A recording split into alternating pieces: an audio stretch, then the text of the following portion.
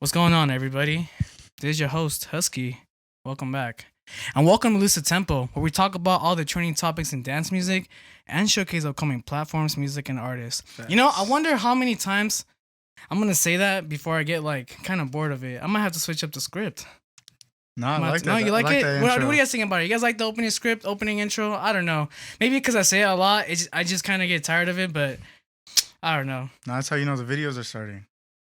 Facts. And today's special guest, aka my partner, my the other co-owner of Lucid Tempo, and you guys know Zion Don. I mean, I always mention him, or sometimes aka as True Rob. He edits and records all the audio of the videos, does the editing, all the editing on the post production for the videos. So once again, if you guys don't know, this is the other co-owner of Lucid Tempo, aka the other host, aka my partner, the Hemi. The Hemi. Zion Don. True. What's going on, Robert? What's up, my guy? Welcome back, dude. I mean, not welcome back. You're always. we're here. So whenever we have another special guest, Zion Don is on the other side of this, monitoring the audio signal. But he's here now. We're gonna talk about a little bit more about him as Zion Don.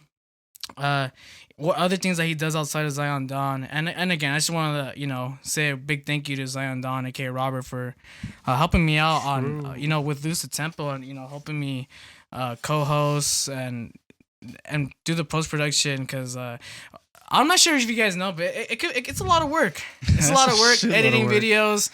Especially, Zion Don, aside from this, he does, his own productions as Zion Don, and then also aka as True Rob, where it's more hip hop beats, more hip hop production, but it's a lot of work, and I just want to give a big thank you to Robert. And for any other engineers out there that do podcast work or, are in a team helping others, because it's a lot of work, and, a lot of times it may not be directly the credit may not be directly towards you per se, but a lot of that behind the scenes, for me, I always, I'm aware of that, and I hope every other podcast owner, anyone else in their team, you guys appreciate your team members and your other partners as well that are in that thing. So, I mean, for those who don't know, I mean, Zion Don, what do you want to let everyone know about yourself? What you're doing so far? I mean, what's going on, dude? Welcome. True. Yeah. No, we're here every weekend, right? And yeah, I do all the editing for the videos, right? And dude, it was so weird just jumping in, because we just said let's do this, let's start editing or making these videos and then putting them up on YouTube, right?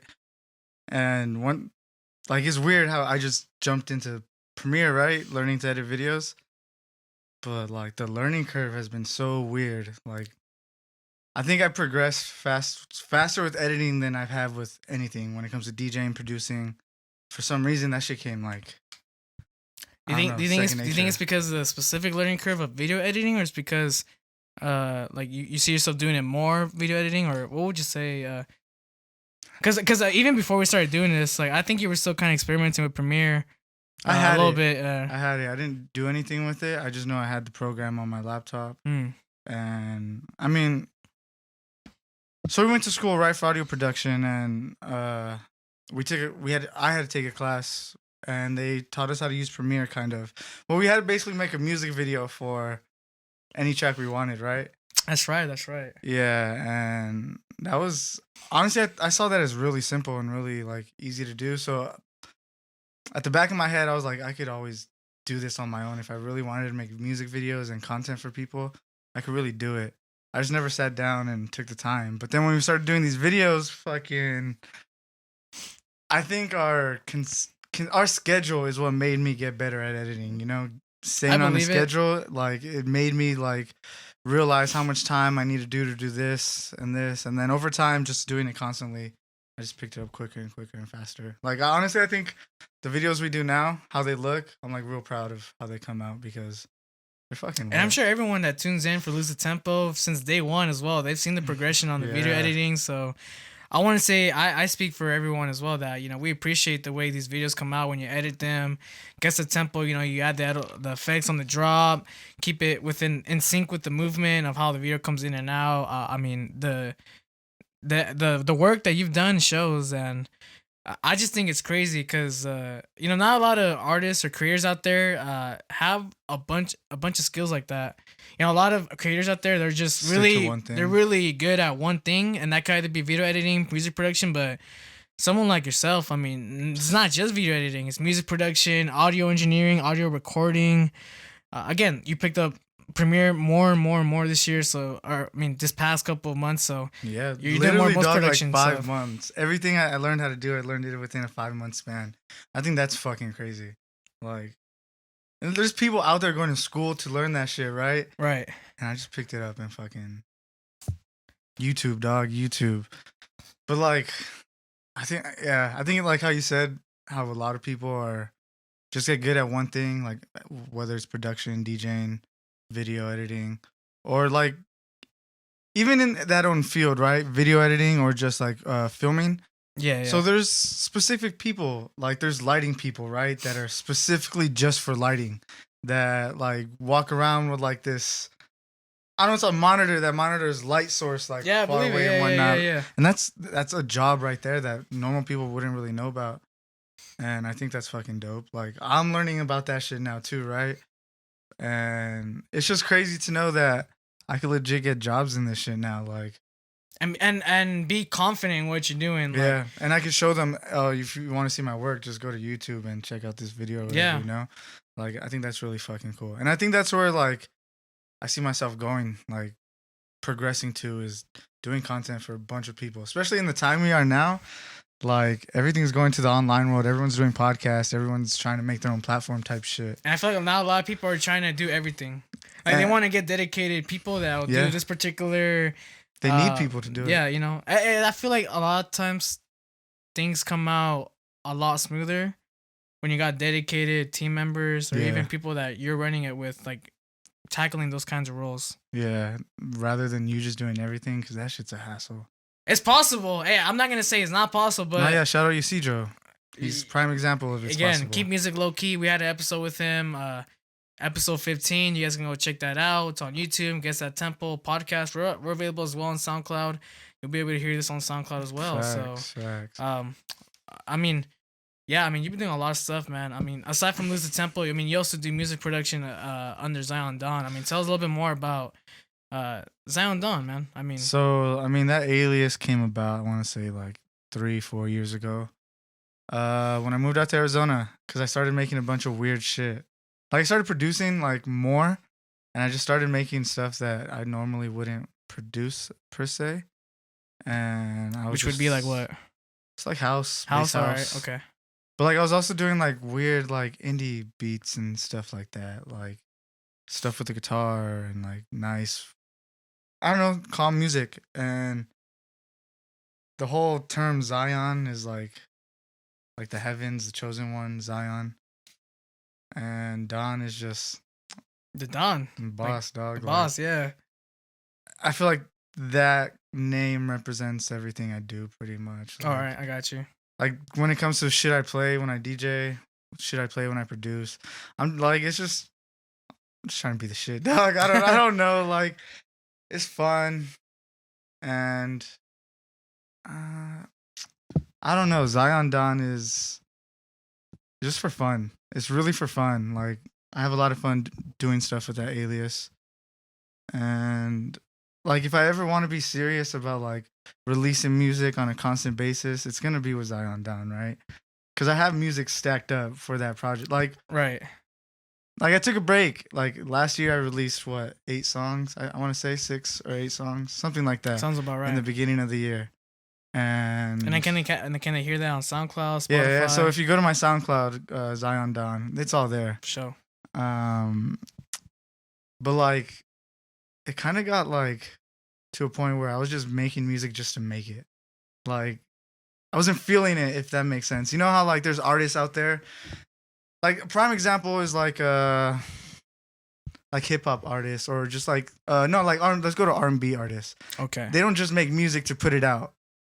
Okay. Like R&B is a feel type music, right? Like they'll just make it when they're feeling it. Yeah, It might not even, they have to be in it's a feel. It's an expression, like exactly. and not necessarily them to release it. It's just for a way for them. R&B is like in a way of expression for themselves. Yeah, and I felt like I wasn't doing that, so I had to stop like releasing.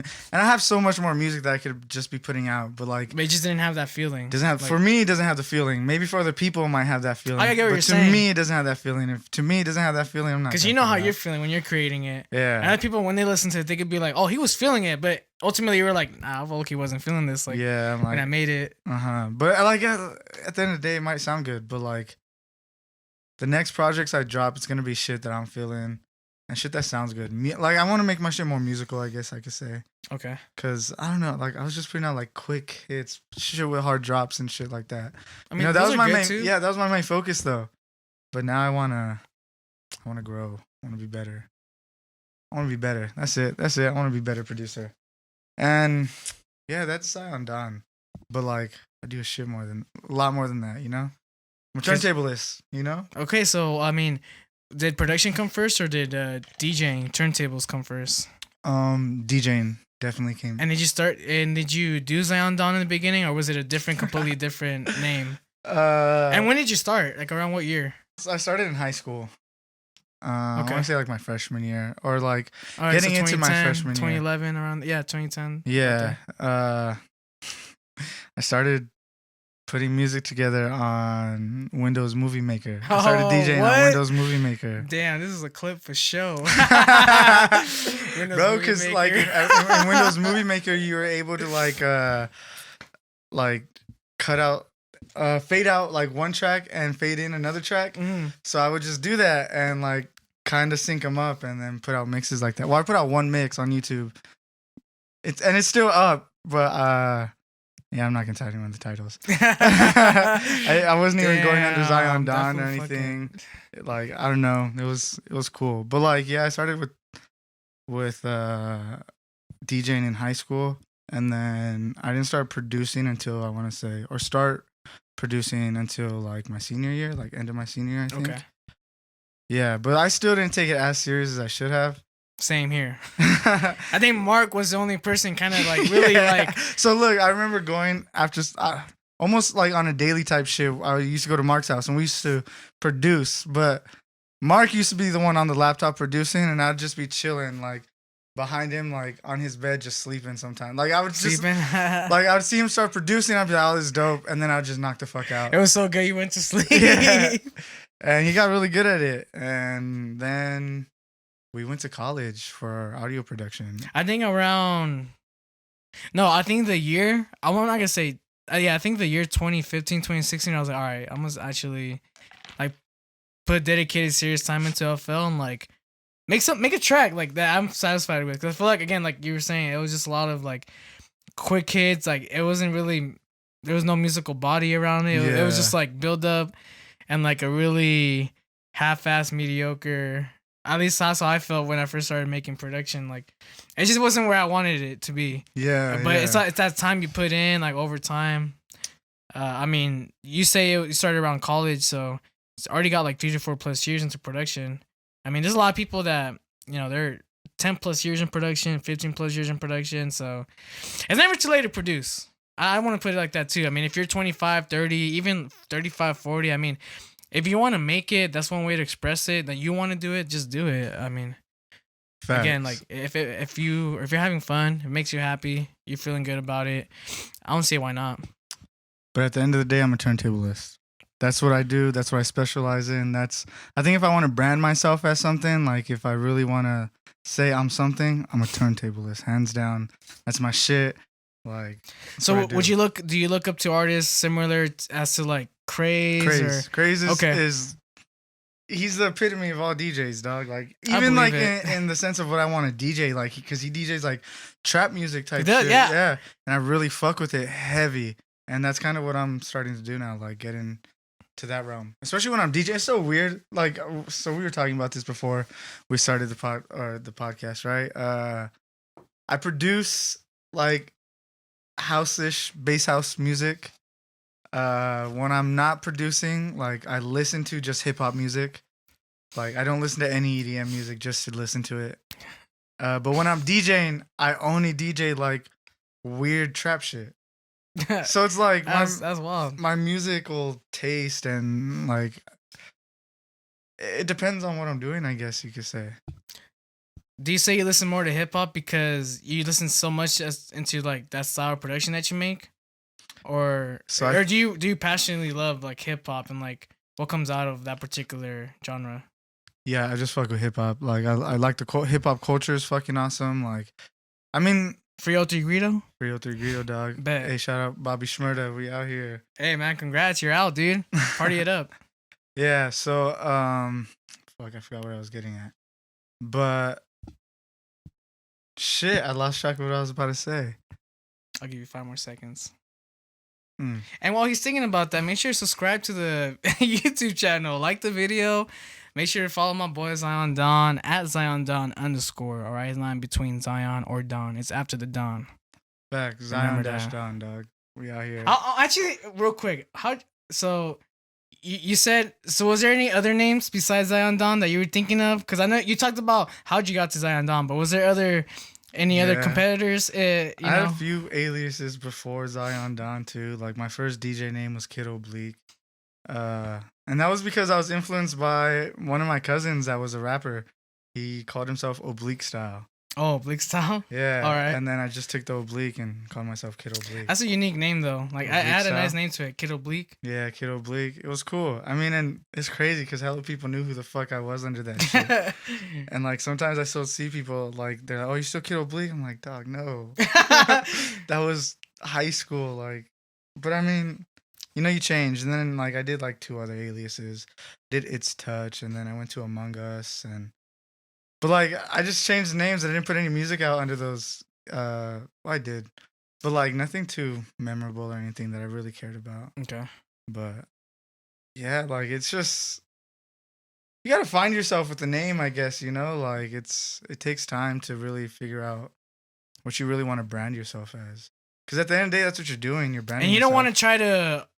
At least for me, from what I've seen, you don't want to keep on consistently year after year, like changing names. Yeah. You want to try to stick with one name as long as you can. I mean, maybe you could do a rebrand if you already have that audience and it's easy to convert them over to the other space. But, I mean, I wasn't Husky like right away. I mean, I started off as Twitch. I tried to abandon Twitch in 2014, but I go to the supermarket, motherfuckers like follow me on Instagram. They know I'm Husky based, but you know they still want to say I'm Twitch and shit. But you know, that's the way that they've met me. Some people call me Carlos. Some people call me Twitch. Most people are starting to say Husky, which I'm liking because that's what I want to be tainted as. I'm trying to leave the high school alias Twitch. Let me ask you that question then. How do you feel about people calling you by your alias? Like Husky? Yeah. I think it's a good reminder of like how they first know about me. It's a good first reminder of as like how they know me. Because if they were like, "Hey, what's up, Carlos?" Like I could tell right away that they knew me more from like as a person rather than me as an artist. Like they know me more. They know more about me as a person as well. So if they know more about personal information, they'll probably say Carlos because like they just have like that. They have that comfort. So for you, it's just it distinguishes people between like your personal life and then fans type shit. Yeah, I mean that's one way for me to see it sometimes like that. But when people call me Husky, it honestly doesn't really bother me. I mean every time I meet someone, I always say my first name. Carlos. I say Carlos. But I always say it. But if you want to call me Husky, that's fine too, because a lot of people know me as Husky, and again, it's just a good distinction as to, you know, how people met me. Did they either meet me as Husky or they meet me as, Carlos, or they heard of me as Husky or they heard of me as Carlos. I think it's so like it's weird. I think it's crazy. It doesn't bother me as much though. I don't know. I'm not. Yeah, I don't know. I think it's not weird, but it's like. When I talk to people sometimes, or like, all right, let's just do a story time real quick. So I want to say like maybe segment. A year ago, maybe 2 years ago, we went to industry party in LA, right? Okay. And it was me, you, and our homie Mark. And we show up to this, and you're the one that got invited to it, right? Like Oh, it we're was talking for about- Husky. Yeah. Yeah. Okay, right. alright, So and alright. you got invited as Husky, okay? Like and that's what everyone there pretty much knew you as. And so I showed up and Mark showed up. And you know, we like did our rounds around the room, started talking to people. And I would always they would always ask me, "Oh, so who'd you come with?" Like or who invited you type shit, you know, cuz they're trying to figure out like who you are and whatnot. Yeah. And I was like, "Oh, I came with my homie Carlos, he got invited." And like I said that to a few people. And they just looked at me like, "Oh, okay, like you don't know anyone really here then." So you don't belong here type shit, right? And that's what they looked at me as. And then LA people, dude. and then we reconvened with each other, right? Like after like an hour or so, like me, you, and Mark just like came back and started talking and whatnot. And then these people started looking at us and like, "Oh, you know Husky?" And I was like, "Yeah, bro." Oh wait, we were together, and they saw that we were together, and they were like, they you know me? Yeah. So like, they're like, "Oh, so so someone I had already talked to came back up to me. And I was like, "Oh, so you know Husky?" And I was like, "Bro, I told you I came with Carlos." Who's Carlos? Yeah, and I was like, "Oh wait, like." You don't know his first name. You only know him by the name Husky. And then as soon as I was like, "Oh yeah, I came with Husky," like they were bigging me up and shit. Like, "Oh, for sure." Like stroking your ego. Yeah, and all this shit. I was like, "What the?" That was the most trippiest shit to me. Like I've ever like came across. I was like, it's weird. I think that's some weird, not weird, but like it's crazy. And that's the thing though. People know you either a particular name. Like a lot of the people there at that social gathering that we were at. A lot of those people weren't close friends that I went to in high school. Like we just know them because of a particular friend. But let's not forget too, like in that group of people that were there, like it was more like EDM industry, and in that industry that we're in, like the name that's associated with me would be Husky. And again, for me personally, I always say that when I meet someone, I say my name, Carlos. But a lot of people just stick with Husky, and like, you know, it's no biggie. That's cool. I've had situations like that too, where maybe not with me, but I said something like that where like, "Oh, you know so and so, right?" No, I don't know. "Oh, you know Carlim?" "Oh yeah, I do know Carlim." Like, "Oh shit, well, Karina, Carlim, come on now." Yeah, 2 + 2 = It's just weird. Like that whole situations like that are just really fucking weird. But like it's cool to understand like your name rings a bell. Like. Not your name, but your brand. You know, like that's how I look at shit. Like, no, I get what you're saying. Your brand rings a bell, you know, and that's fucking awesome. But no, yeah, actually, it's crazy how you mentioned that now, because right. Maybe I speak for all of us, but I feel like all of us, I sometimes feel like we're somebody, you know what I'm saying? We're all somebody, but sometimes we feel like we're nobodies. Mm-hmm. Does that make sense? Yeah. Like we're all somebodies, but we have times where we feel like, you know, how do you, like, why should you know my, like, I get into doubt sometimes, we're like, why should you know my name? Like, I get, dude. Like, why don't you, how come you're not just saying some other name? Why are you just saying, I mean, maybe not my name, but why are you saying that? Like, you know, it's just like, I've had those thoughts, and I don't know, I guess I could say maybe, like, I'm sometimes grateful, you know, people, you know, would say my name or maybe a friend that I know, like their name. I mean, it's, I don't know, marketing. I don't know. Fuck. I don't know what to tell you, but, speaking about marketing, let me ask you a question. When we started Lose the Tempo, when we started doing all these videos and stuff, how do you think this was going to go at first? How do you think it was going to play out? I mean, it's playing out now, right? Like, we're uploading these videos, we're getting the views we get. How did you initially think this was gonna start? Honestly, the way it would start. Yeah? Yeah, the minute we started making this table that we're at now, like, I was like, yeah, dude, we're like, it's just I think before we started doing the whole recording, like, I think we were already confident as to what direction we wanted to do with these videos. We already had a segment in mind that we were already doing, which is Guess That Tempo, and then over time, we have added more segments, so... Honestly, I haven't been surprised about any outcomes that we have. I think like whatever we've been receiving in terms of like support, growth, I think not a lot of it has been a surprise. Like I think we're like on a cool traction, like building it up. I don't think that we were gonna have any problems like scheduling or like uploading. I think we're very really responsible, staying on top of the release dates.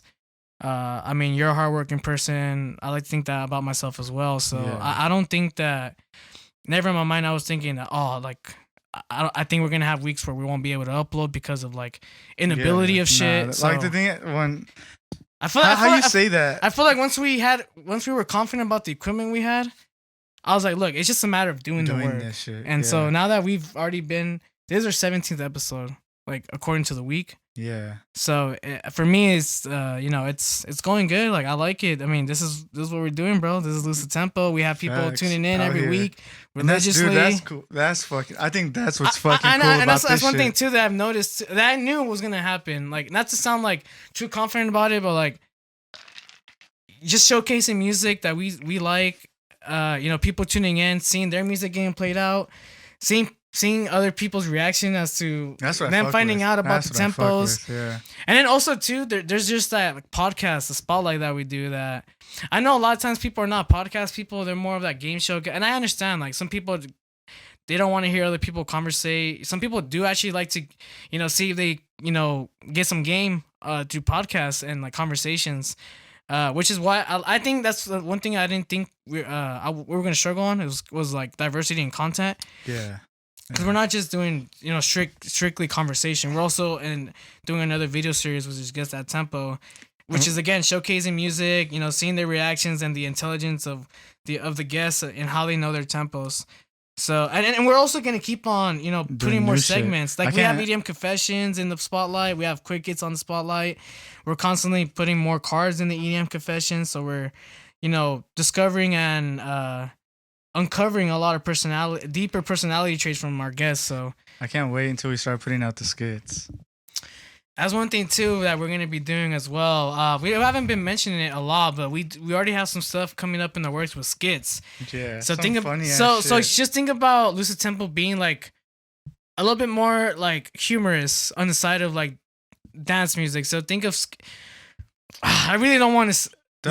I don't know. Look, we're gonna be doing skits. Humor shit, it's not more serious like the spotlight or Guess That Tempo. It's actual skits, fucking funny ass shit, relatable shit that happens in our industry, which would be the electronic dance music industry. Things relatable to DJs, promoters. I mean, we're just brainstorming as to what skits we think it's funny. We have some stuff lined up already too, which I think you guys will like. We'll keep you guys updated on when we're gonna start doing the skits because we're just farming on skits, brainstorming. Also, too, maybe I just want to bring it out there. If you're a video, if you're, proficient in video, you're your own videographer, you want to do some work with us, I mean, shit, send us some stuff. Yeah. I always tell Zan and Don, Robert, that, we need to get a camera. Facts. We need to get a camera, but we also probably need to get someone that could, like, handle the camera, so that way we could do whatever is needed in front of the camera. Yeah, we need someone to record. Pretty much video record. That's I think what we're lacking at right now, because all we have is a stationary camera to do these type of videos, right? Yeah, if you guys are wondering, this is a webcam that you guys are seeing. Like this is a webcam that we're recording from. It's not like an HDR camera or none of that fancy Best Buy shit. Yeah, but the fact that I could put this in Premiere and like change the color grading helps differentiate that this is a webcam. Yeah. Because, like, at a certain point, you really can't tell. Unless you know your shit, but, like... It's either, like, a really nice webcam or, like, a mid, like, actual camera type thing. Yeah. But, like, a lot of people, like, I've told people, like, oh, how does it look with our videos? Dude, it looks good. What camera are you using? Oh, dude, it's a webcam. Right? It's a webcam, bro? Like, where? Dude, Amazon. Like, you don't even gotta spend that much, to be honest. Yeah, and that's the thing. Like, it's not like we had the best equipment to be like, all right, like, we're gonna have studio or, like, the best quality of whatever we do. We literally got the shit we needed to make videos and put it on a table and said, all right. And it's gonna get better. No, I mean, it's gonna get better. So, and like, I don't want you guys to not do shit because you don't have the fanciest gear. And I feel like a lot of times people are stuck because they don't got the top. And that could apply to music production too. Like a lot of people don't work on tracks because they feel like they don't got the interface or something. Necessary equipment like an interface or standard top of the line monitors or even a MIDI keyboard. Like I started making music as HUSKI. even before I had monitors, even before I had a MIDI keyboard, it was just Apple earphones and my laptop. And Robert and even Mark can tell you, like, I would just be in my headphones. I would hear the mix and be like, dude, this shit sounds sick. And then I'll throw it in the car, but fuck, this shit's ass. But and that never stopped me. Like, that never stopped me. I just had to go through different hurdles, and that hurdle might be, I just had to go to the car and like just again hear the shitty mix that I would make from the Apple earphones, and then just try to come up with like the missing frequencies or whatever that I wanted in that track. So there's gonna be hurdles if you don't got the fancy stuff, but don't let that that shit. Just don't let it discourage you from creating. At the end of the day, once you start creating, just keep creating, because that's how you get better. Mm-hmm. You don't get better just by doing it once, making a good song, or like making something and then you just don't get good just by doing it once or twice. You get good at things by constantly doing it. Like, think about every NBA player, any major sports player. Like, they got good because they did that shit every day. And you got to think about production. You got to think about DJing, video editing. You got to think of that in the same type of way. Like, you got to keep fucking doing it, because if you don't, you're gonna lose it. You're gonna lose muscle memory. You're gonna forget things. It's only with the consistency that your brain starts remembering it, and like you're able to pinpoint shit out easier because you do it so much that it's just first nature to you. Yeah. Get your 10,000 hours in, you feel me? That's when like, once you get your 10,000 hours in, like, you should be comfortable at Shout out Kenny Beats, Hemi. True. Shout out Kenny Beats. True. Fucking cop. Nah, just fucking with you. He's probably the one that got OT Greedo locked up. Hey, bro. Nah, everyone's gonna attack Kenny Beats, dude. I love you, bro. Fucking sick ass beats, dude. Keep on working. You ready for EDM confessions, though, bro? Or you still got some shit to say? Nah, you got some shit? Let's do it. All right, Hiru Sekai, worldwide, homie. True. Well, let's get it, bro. I chose your fate today. Did you? So, I mean, you want me to go first, or you want to? Let me go first. Hit me first, dude. All right, let's see. This is EDM Confessions, all right? So we got cards in front of us. For those who don't know what we're doing, EDM Confessions is typically a new game segment that we added to the spotlight. Some of these cards, they have questions, or they have certain scenario types where we have to answer it either, in a question form, or, just let the listeners and the watchers on YouTube know what we would do in that scenario. And let's find out what the question has in store for me. All right, so this question. If you had a writer, what would be on it? So let's hit the alcohol first. Okay. So I'm definitely want to have tequila in there. For sure. And if I could be picky, if the venue lets me be picky, I'm gonna get Patron. Patron for sure. If I need something to mix with that Patron, if possible, squirt. I know typical Mexican Hispanic shit. I mean, that's just my thing. If it had to be beer, I think I'd be cool with just like maybe Dos Equis or Estrella Jalisco's. I don't think I would have food, bro. To be honest, like hardcore food. Maybe I'll have like snacks like chips. Maybe the guests are like vegetarians in my green room. Maybe I'll just have like a veggie plate. Mm-hmm. I know some people specifically get food on the rider because that's the only place they get to stop to eat. Because they're so busy. Yeah, they have to be there. Like, they can't stop for shit. Like, they're on the time scale. Okay, that makes sense. And I know, like, I was watching a Bobby Lee podcast, and he talked about how, like, that's what he did. And he was saying he just couldn't wait to get to his show because he knew that on his rider he asked for food. And he got to the show, and they gave him food, but the food that they gave him wasn't what he wanted on his rider.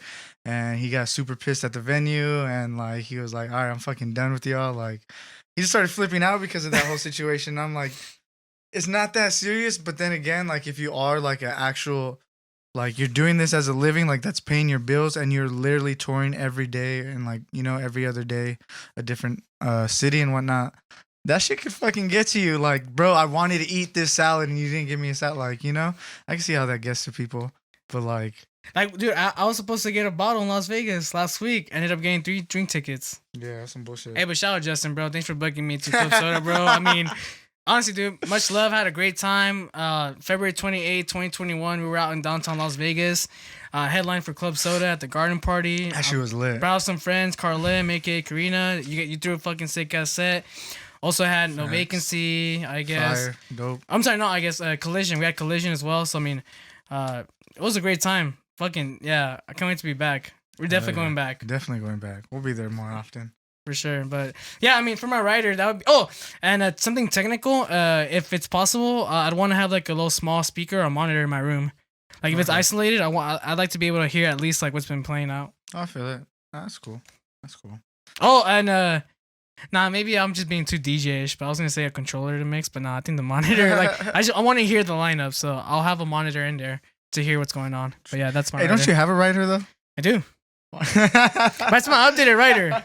That's my. I need to update my writer actually. True. All right, go ahead. It's all you. I think I'm a writer. I have blunt. Like I need a blunt. Yeah, you have weed on your writer. Now think about it. Is that professional or is that like? No, that's cool. Like artists have that shit, right? Yeah. Okay. Bro, I didn't think I was just being. On your EPK, I seen it on the writer section. It says 3 grams of weed. I'm like, bro. I was like, true. I guess you only need 3 grams, bro. Just ask for an ounce. Fuck that. Let us know what you guys would want on your writer. If you guys are doing a show or a tour, you show up in your green room. What do you want? Let us know. All right, Zion Don. Here's your question: which EDM track have you cried to? Facts, though. I feel like you know this song. Facts, though. Maybe I do, but our listeners and people on YouTube don't know. Yeah. So it's Lullaby's Adventure Club remix. Oh, like there's throwback. There's no way to not cry to that song, Like it's so soft, her voice is so beautiful. It's just a perfect. Adventure Club really fucking did something to that track. You're my first love. Like, goddamn, bro. Was that hit as soon as that line? Oh my. And that track came at a time like we were probably in high school, yeah, when that song came out. I'm pretty sure like at the time we were all going through it, right? And I just remember it was me, you, and Segura, Mark, and we were all chilling. And when we played that song instantly, all of us got in our feels. It's just like, fuck. All of us got in our feels. I was like, God damn it. Why are you doing this to me, Yuna? Like, but yeah, that song, Adventure Club, Yuna, Lullabies. All right, facts. Comment what you guys' song that you guys have cried to, EDM wise. We want to know. All right, but I ain't no bitch, all right? All right, let's do this. Let's see what's next. How can you say that name, that track title, and then or that song in particular, and be like, I ain't a bitch. Facts. You're at a party and you just got ox. What's the first EDM track you're playing? I just got ox. What's EDM song am I playing?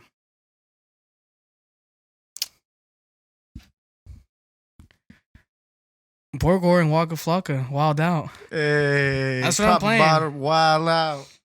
I think I'm gonna play that, and I know what people are thinking. Like, bro, that's like 2015, 2014. Like, you don't disrespect. That's Borgor. A couple years, but and at the end of the day, you don't disrespect Waka Flocka Flames. Fact, bro. He's as an artist, he's probably one of the smartest hip hop artists I've ever seen or like hear talk. Because I've listened to a lot of podcasts where he's on. And like he's really self-aware. Like when he says something wrong, he'll be able to correct. Like he'll go back and correct himself, or not even correct himself. He'll just be like, "Yeah, I remember before. Like I was wrong when I gave this opinion, but now my whole mentality changed." Like he's able to like change his mind and really understand like where he fucked up and how his fuck up could help him in the future, I feel a lot of people that I meet, they're prideful about the shit they said in the past. And they try to just stand on it. They just stand on it. And it's just like, look, bro, like times have changed, or like what you're saying right now, like doesn't make that much sense no more in the past. And like they just try to be like, nah, bro. Bitcoin. Bitcoin, dog. True, you're right. Like a prime example would be the whole, when we started DJing, the sync button. Okay. Like, a lot of DJs want to stand on fuck the sync button, but it's like true. You're only saying that because you're a DJ that's a product of a certain time period. I like what you said. That's literally all it is. Because if you would have started DJing when the sync button was always there, you would have not known that you're not supposed to touch that sync button. Mm-hmm. And the only reason why you couldn't use the sync button before is because you had fucking turntables. And there's no such thing as a sync button on a turntable, So, like, you're just a product of your time. And if you're really just fucking standing on fuck the sync button, then, you're really just out of touch with what the fuck Are we is safe really to use the on. sync button, Robert? Are we Look, safe to use the sync button? you're safe to use the sync button if you're doing more than just beat matching. Okay, I like that. Because like if you're actually DJing, doing some routines, like you're gonna put the sync button on because you want to do other things. Like you don't want to spend time changing the tempo. Like let's keep the sync button on. Let's keep the tempos at the same BPM, and then let's fucking, I don't know, queue up a bunch of things, delay things out, loop things, chop. You know, like as long as you're doing more than just switching between songs, I'm not gonna hate on you using the sync button. Like for me, when I'm gonna start using sync button for is transitions. Like for example, if I'm mixing house 128, I got a track on track A, and I got an acapella on track B. They're both 128. I'll probably do an aca out into that 128 BPM track A. I'll let the acapella play out once that drop is over. Then I'll get a dubstep track that's a 150. Sync that real quick to that 128 acapella. And then once it reloops again, I'll hit the 8 bar, and then I'll go from 128 and then start building it. And then you're on BPM transition then. Right, yeah, like a BPM transition, then start going. Because you could try to do that manually, but like again, it's when you got sync, like every measurement of what you're doing is in sync with the other track. Yeah. So you're going from 128 with the acapella and that dubstep that's now 128. Now you're taking that dubstep track back to its original BPM, but now the acapella is going in sync. Yeah. With the track. And that's something that you could do when you incorporate the sync button, and it's not just like, and that's really cool. Like, and that's yeah, and like that's that. You're not just hitting the sync button because it automatically syncs up with the other track of the BPM. You did more than just that. But what I will stand on is what the fucking edit is, and you know, like I think that's something I'm gonna stand on, and like I don't think motherfuckers really understand like what the fucking edit is really supposed to be. You know, like what's an edit, bro? So like, look, an edit. When did you first start seeing like edits become a thing? Like people are producing edits. For me, I think I started seeing edits and bootlegs back in like 2013, 2012, 2014. And so I think those only became a thing because you're able to post it online now. You know, like edits were supposed to be some shit that you do while you're DJing, right? Not some shit you make in your DAW. Right. You feel me? Like, it's supposed to be like a performance type thing. You're supposed to be showcasing how you're mixing and making an edit when you're DJing, you know? That goes to be a mashup too, though, right? It goes to do a mashup live, right? Yeah, and that's what it's supposed to be. All that shit is supposed to be done live. Right, correct, you know? Yeah. And then people started ripping those off of people's sets and then putting them online saying, edit, you know? Like, this is an edit. And then people saw that and thought, oh, people are producing edits. And then people started producing edits, you know? I got you. So like, if you're producing edits, I like that's it's not a problem or anything. But just understand like what an edit is supposed to be for, you know? I don't like that people are really just producing edits, and you can't even do that live, even if you wanted to. You know? Like, okay. I don't know. You think people have that permission, or I want to say permission, but you think people shouldn't be bothered by what other people say if they're able to do that manually? Like, let's say they could do it live, but they just rather like just get it all done like in a DAW, like.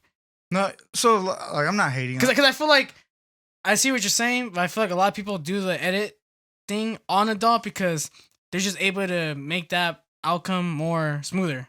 If that makes sense. Like they're not comfortable doing it live and make it smoother live. So that's why a lot of people, I think, do edits in a DAW because everything's all premeditated as to how the arrangement comes in and the edit comes in. Mm-hmm. And I see why a lot of people do it in that road rather than getting an acapella and a track and then doing it live. Like I'm all for it, for making the edit and then you using it to perform live. I think that's cool as fuck. Okay. But then to put it like out as you just created a track.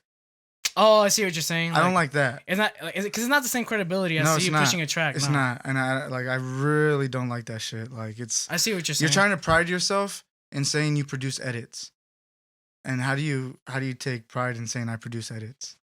Because it's not full production. It's not. Like, it's not nothing from scratch. If that makes like. I don't know. And there's cool edits out there. Like don't get me wrong, but like, leave that shit for your show, you know, and put out your own original music, you know.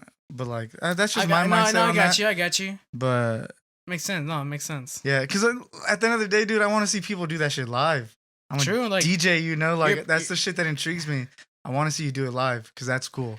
DJs could tell when you're DJing. I know I could tell whether you're raw mixing with like an acapella or you're doing the edit live versus It was you're doing the edit and you're letting the track like do the editing itself and you're just like, you know, acting like you're turning knobs or whatever the Yeah, fuck. I fucking Like, hate that shit with a passion. Because that makes real DJs look bad. Like, yeah, I don't know. but I guess it depends what their perception of good DJing is, right? Yeah. So I It's guess- everyone's perception, but I don't know. I'm a hardcore.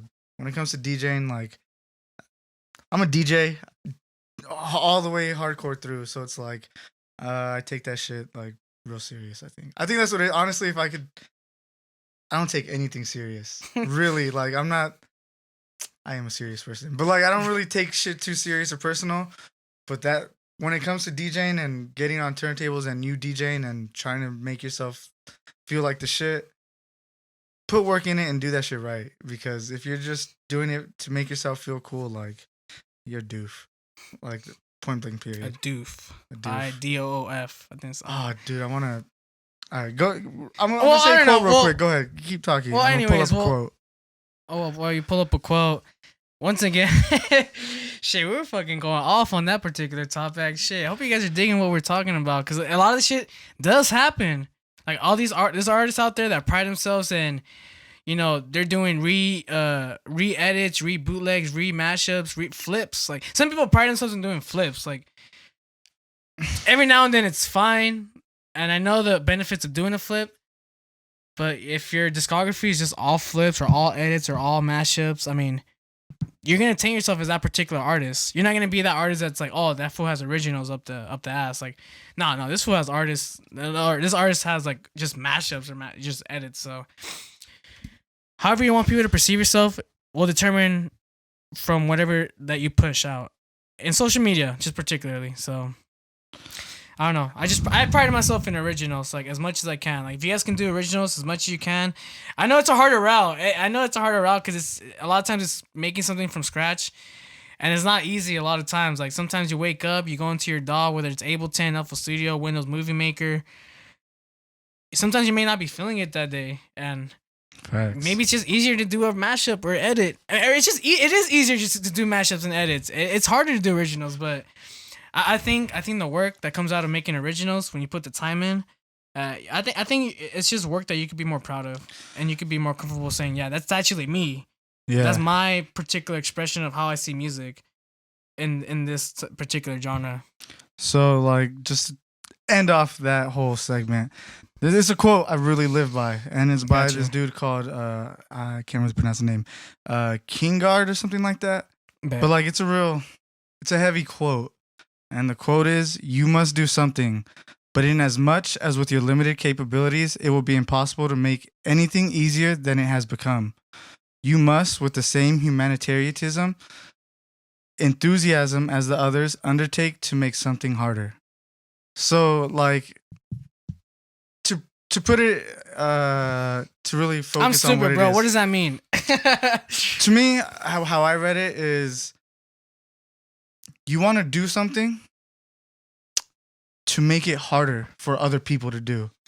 And you want to Got make it. it, like, not because you're trying to make it harder, but because so many other people are trying to do that same thing and make it better than it already was. And if you're not trying to make that, whatever you're doing, better, Okay, I see what you're then saying. why do it? You know? Okay. If you're trying to just make it sound like everything else, if you're just trying to, you know, just trying to do it just to be like other people, then why are you doing it? Like, I don't understand. No, I You're got supposed you. to do things to make that thing better, you know? Like, I got into scratching. For me, I went in the scratching rat route in DJing because not only because I wanted to be like dope at scratching, but because I wanted to make sure I was better than everyone else at scratching. So I kept with it, you know, I just kept doing it. I'm still doing it.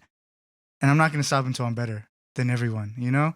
And it's like, if that's not your mentality, then what the fuck are you doing, you know? And let me know with that mentality, you gotta be competitive. Yeah. You gotta want to be like. It may sound cocky to some people, but you to be better, you got to see like the top people doing as to what you're trying to get better, and be like, I'm trying to be at that level, or if not at that level, more better at that level. Yeah, like for me, when I see people do things that I do better than me, it like puts a flame under my ass, and it's like, damn, all right, you got to work more now. Like I look at people that do cool shit that I want to do, like amazed. I'm like, damn, like I have an amazed look on my face. I'm just like, fuck you. Like I'm just like really like, I fucking hate you right now because like you're so fucking good, and that's my mentality. You're so good that I hate you. But it's not that like I really hate you. It's just I hate the fact that I'm not doing that. You know? I hate the fact that I probably have to. I thought I was good with what I was doing, I need to but get then better. Yeah. And I'm pretty sure you get that too. Like when you hear a track and you're like, fuck, I thought I just produced a banging ass track right now. And then you hear like a half step track and you're just like, it's like, damn, this. Fuck. Or you hear artists that just started pushing out music, right? And you're just 200, like, 500 followers, and you're just like, what the fuck am I doing? Yeah, but if you don't feel like that, like, stop what you're doing and do something else. Well, I'll tell you what, bro. Space Laces came out with an audio visual mix, and everywhere on Twitter and Facebook, everyone's been trying to quit dance music ever since, bro. So I mean, yep, I definitely feel that a lot of artists feel like that, especially this past week with Spaceless is coming out with his mix. Go check that shit out. It's 20 minutes, volume 3, voltage 003. It's fucking Spaceless shit. It's just unique shit. Give it a, I mean, I've almost felt like, god damn, I probably just stop, but I mean, but again, I didn't just think that. I think, oh shit, there's a flame under my ass. Like, I gotta just, you know, I gotta keep working. Gotta keep working. Yeah, gotta keep working. And again, I'm gonna keep repeating myself. Or maybe it's not repeating myself, but I just want to let everyone know that even sometimes when you do stuff, maybe in that time you want to see results, and maybe you don't see the results that you're seeing. Just keep working on it. Keep working on it.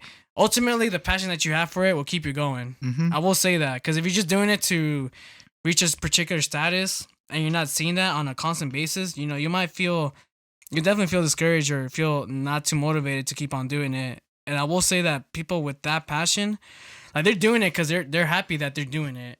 It's not because, you know, they're touring every week or they're touring every month. Like, I've been listening to dance music since 2009, 08, and like, you know, I've just been passionate about it. I've always been wanting to learn more about the scene, and that's why, you know, we do this, like, Lose the Tempo. I mean, we're not making, you know, crazy money on it, you know, like, we're still, I mean, I speak for myself. What you talking about, dog? You got a Benz. What you mean? I don't want you to say it. I don't want you to let anybody know about that, Robert, but I mean. True. I'm single too, but shit, don't let these hoes trap you, bro. Hey, we single. What you mean? Don't let these hoes trap you, because they will try to trap you, and they will say it don't matter, just bust, and we ain't busting, Hemi. We ain't busting. Pulling out. Well, shit, dude. What's the next question, bro? We've been fucking dragging this shit. True. Yeah, is it your turn? I think it's your turn. I don't know. God damn, bro. We've just been dragging this shit. If you had to listen to an EDM track for 10 hours, which one would you choose? Decisions Borgore. Featuring Miley Cyrus. Decisions. All I want it all, so I get it all. I want to eat the whole cake. Finish the lyrics if you guys know what it is. Comment and finish the lyrics. Dude, that song is a classic. Instant classic. It came out and I was like, this is it. Borgore just had me right there. At that point, like, he knew what it was. That wasn't part of New Gore Order, right? Or was it? No. That was way before. Way before, okay. Mm-hmm. Yeah, New Gore Order was, you know, and who do you know that puts out EDM albums? Other than Porter. Because I know he's, like, the only other person that I know that puts out, like, good bodies of work. Albums? Mm-hmm. Not EDM many. Albums. EPs? I can tell you. Nah, not EPs. Albums. Not many, bro. And that's the thing. There's not that many artists that have done the album route that could, like, off the top say, like, oh yeah, they've done an album. Besides Borgore. Porter or Borgore. Yeah. For some reason, EDM artists, they I mean, maybe it's because, like, how many tracks an album has to be. But I think a lot of artists in the EDM spectrum, like, they just do EPs a lot. Like, yeah, and I think that might be, I don't know what the reason is, but that might be a big reason as why I don't really listen to EDM, like, on my free time like that anymore. Is because I like listening to bodies of work. Like, I like understanding the artist. Like, music is supposed to be put out in bodies, right? So like when you went to a studio, or like say you got signed to a record label, you made a single, but the single was only to promote your album. You know? Yeah. So like in essence, a lot of people like stayed onto the single, making singles because they thought that's what you're supposed to do, put out singles. Right. But that's not the case. That's not how it's supposed to go. You only put that single out when you're about to put out your body of work. You feel me? I got you. And I want to see that body of work from producers. Like just imagine like you putting out an EDM album, right? That's gonna give all of your fans a real insight of you. I believe it, yeah. You know, and like I think that's what I want more. And like EPs are cool, but EPs are more like I'm making this project and I want it. I just want to see how this project sounds. Like I'm putting out a rhythm EP. You feel me? Like or like. Yeah, because the album could be not just all rhythm. It could be like it's gonna. Like the first 3 tracks could be like bass house, or it may not be just in order. Like everything just all scattered around the album. EP is more centralized in a particular style. Exactly. A more particular specific story too. Like exactly one theme. But with albums, there's obviously a theme to it, but it's a story. You know, like an album is legit a story. Like more creative flexibility to go this route. You can still tell a story. Yeah, like a big like Porter Robinson's his World's album. Yeah, like, World's album. Yep. That's a story all the way through. If you listen to it all the way through, it's fluid. It goes through different emotions, you know, like it's, like I said, it's telling a story. Mm-hmm. And if you want to get an example of that, not EDM, Jasmine Sullivan, she just put out an album, or it's actually might be an EP, but I'm gonna call it an album, called Hotels. And that's a body of work that tells a story that starts one place and ends at another place, and I like that from artists because that's how you get to know them. Like that's how I connect with people, is through music, I think. So like if I could imagine getting albums from EDM producers, because bro, EDM producers are the most weirdest people, like inside their head, like so much shit is going on, like specifically EDM producers. So like if you could get that in a body of work, that would be fucking crazy. Yeah, you hear some shit after a decade of listening to electronic dance music. Like, Mm-hmm. it just be some weird shit. Like, when you think about it. Yeah. Like, you gotta have a peculiar taste for EDM nowadays. Or just EDM over the past decade in general. Like, a lot of that shit just sounds weird. But we like it. True. All right. My turn, your turn? I think it's my turn. All right, cool. Let's do it. You just played your last track at a show, and the crowd wants one more song. What is your encore track? Nero remix, The Recluse.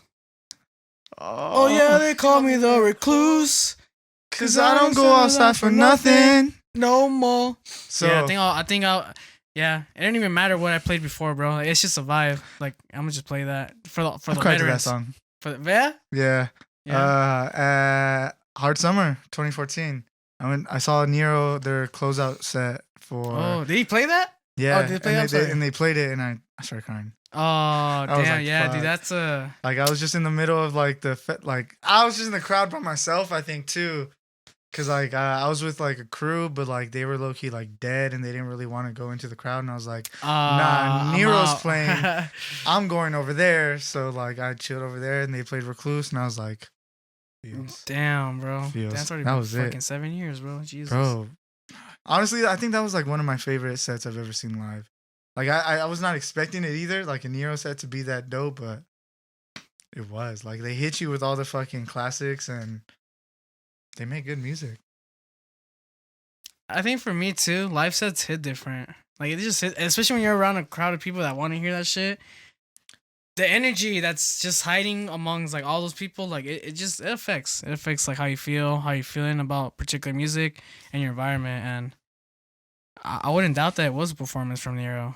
I mean, there's a lot of sick performances that night from what I remember. Again, you hear Martin Garrix, I believe, too. I fucked with Martin Garrix.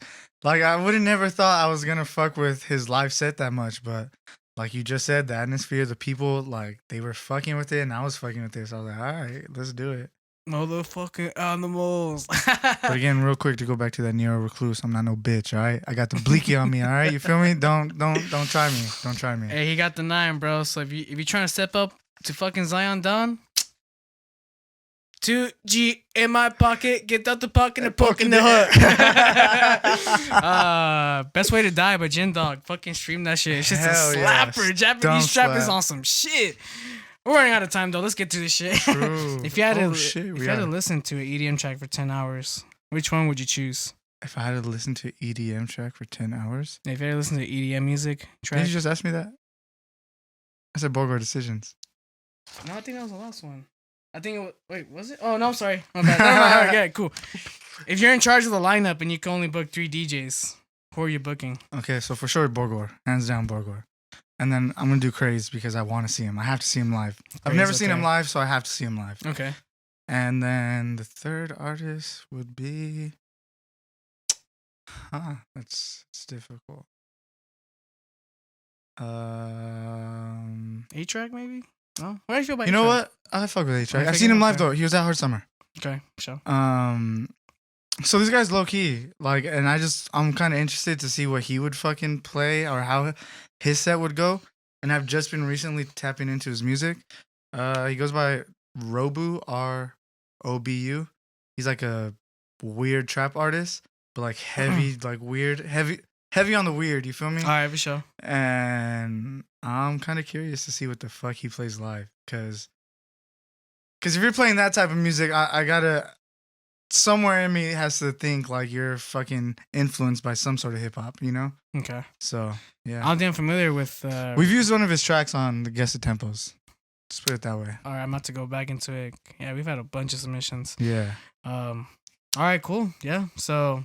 Okay, let me you'd get have you your last one. Borgore, Craze, And Robu, Yeah. for sure. That sounds like a really like unique lineup. Well, it would be a cool show because they're all It'll be a in cool the show. same like It'll sell out. yeah, I think it'll sell out. Yeah. Hell yeah. LA. I think it'll sell out. Yeah, it'll sell out. I mean, anything with Craze is pretty much gonna sell out. You know? I think anything with Borgore too. Yeah, Borgore's like a household name. That's fucking crazy. Yeah. All right, let's do this next question. All right, last question right here. You're throwing a rave. What are you calling it?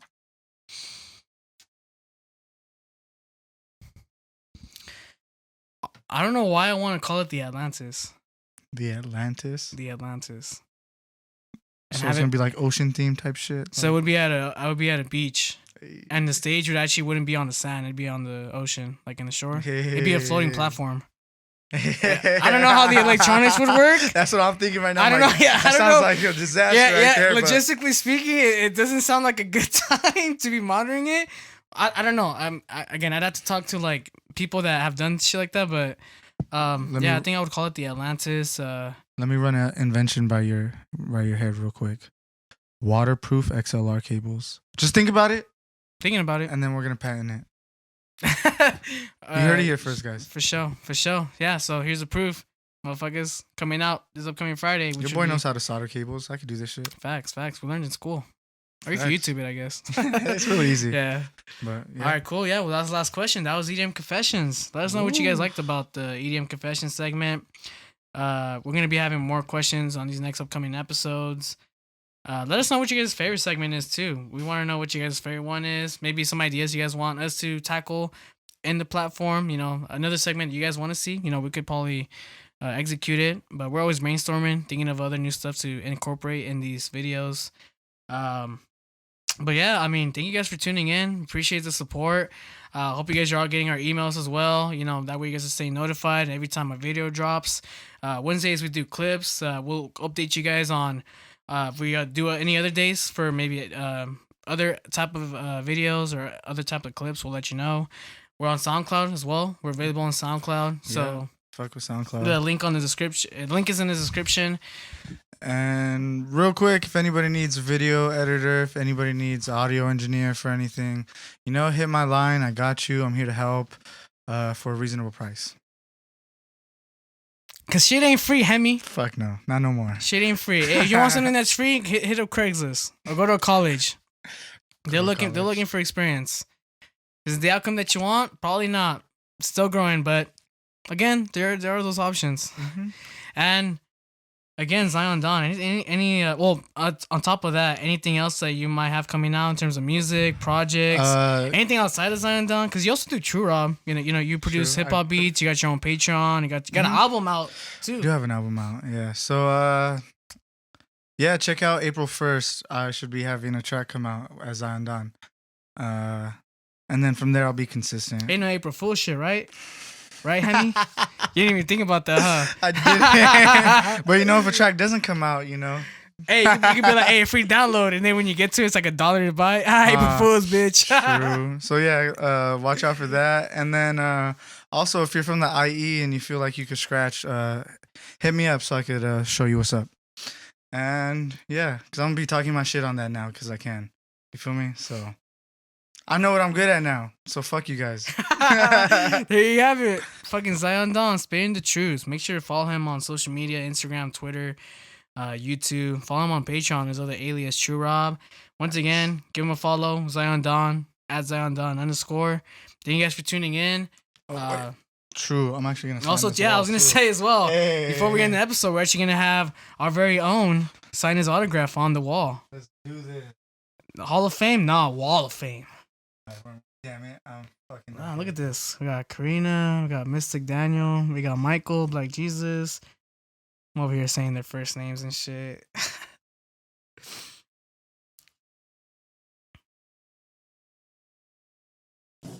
Got the exclamation point at the end. Yerp, Zion Dawn.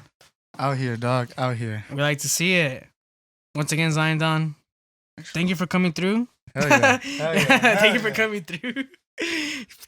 Just came from the other side and shit. Right. Usually I'm on the other side of the camera, so Yeah. it feels different being on this side sometimes. You feel me? Yeah, dude. And I'm glad that a lot more people know you more as know a little bit more about you as Zion Dawn, like what your mentality is when it comes to music, and also too, like I want to remind everybody as well. Robert, aka Zion Dawn, is co-hosting and co-owning this platform with myself. He does the video production, post-production on the video editing, grabs the recording from these microphones, syncs them together, as to where I'll just capture the webcam visuals, do a little bit on the social uploads and stuff. So we do this together.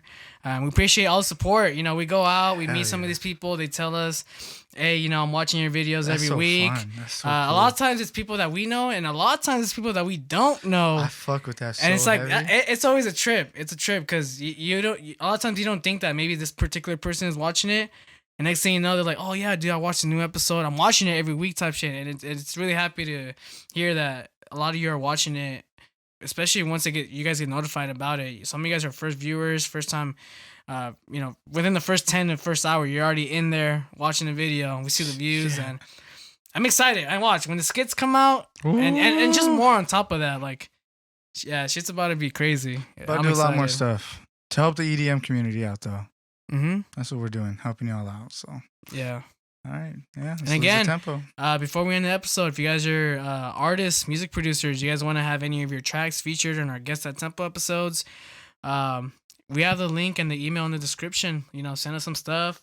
We're also looking into doing some exclusive releases pretty soon. So if you guys have any exclusive demos, again, information's in the description. Get that to our hands. We'll check it out. You might even get a reply from us. Start doing some exclusive releases, which I'm excited about. Oh, hell yeah. We'll keep you guys updated on that as well. But besides that, continue to support. Let your friends know. If you're not subscribe to the channel. Give us a thumbs up. Again, I'm happy. I'm glad you guys are coming out, watching, supporting. Shout out to all the past guests that we've had. Shout out to my partner, Robert, for all the work that he's done, and again, it's been a blessing, just seeing this channel grow from what it was to what it is and what it will be. So again, we're available on SoundCloud, also originally available on YouTube. Let your friends know, and we'll see you guys on the next episode. Peace. Once see you again, guys later. See you guys on the next episode. Appreciate you guys.